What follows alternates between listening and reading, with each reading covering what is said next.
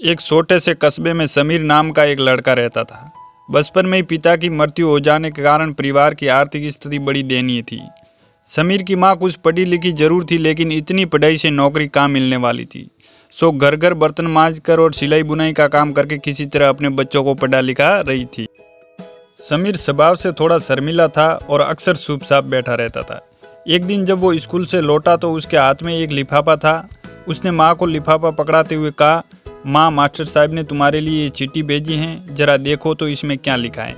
माँ ने मन ही मन चिट्ठी पढ़ी और मुस्कुरा कर बोली, बेटा, इसमें लिखा है कि आपका बेटा काफ़ी होशियार है। इस स्कूल से के बाकी बच्चों की तुलना में इसका दिमाग बहुत तेज है और हमारे पास इसे पढ़ाने लायक शिक्षक नहीं है, इसलिए कल से आप इसे किसी और स्कूल में भेजो। ये बात सुनकर समीर को स्कूल न जाने का दुख तो हुआ, पर साथ ही उसका मन आत्मविश्वास से भर गया कि वो कुछ खास हैं और उसकी बुद्धि तीव्र है। माँ ने इसका दाखिला एक अन्य स्कूल में करा दिया। समय बीतने लगा। समीर ने खूब मेहनत से पढ़ाई की। आगे चलकर उसने सिविल सर्विसेज परीक्षा भी पास की, IAS ऑफिसर बन गया। समीर की माँ बूढ़ी हो चुकी थी और कई दिनों से बीमार भी चल रही थी और एक दिन अचानक उसकी मृत्यु हो गई। समीर के लिए ये बहुत बड़ा आघात था। वह बिलक बिलक कर रो पड़ा। उसे समझ में नहीं आ रहा था कि वह अपनी माँ के बिना कैसे जिएगा। रोते रोते ही उसने माँ की पुरानी अलमारी खोली और हाथ में उनकी माला, चश्मा और अन्य वस्तुएं लेकर चूमने लगा। उस अलमारी में समीर के पुराने खिलौने और बचपन के कपड़े तक संभाल कर रखे हुए थे। समीर एक एक करके सारी चीज़ें निकालने लगा।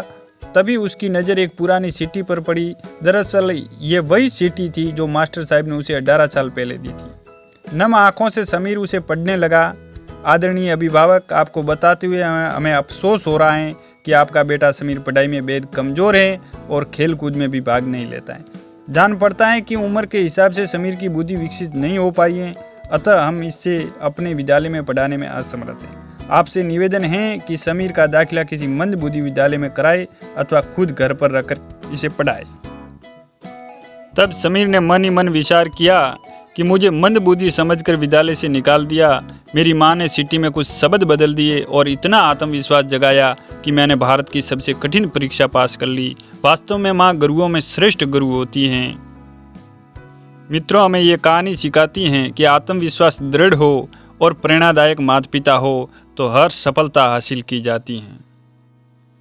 वीडियो पसंद आई हो तो लाइक और सब्सक्राइब जरूर करें। धन्यवाद।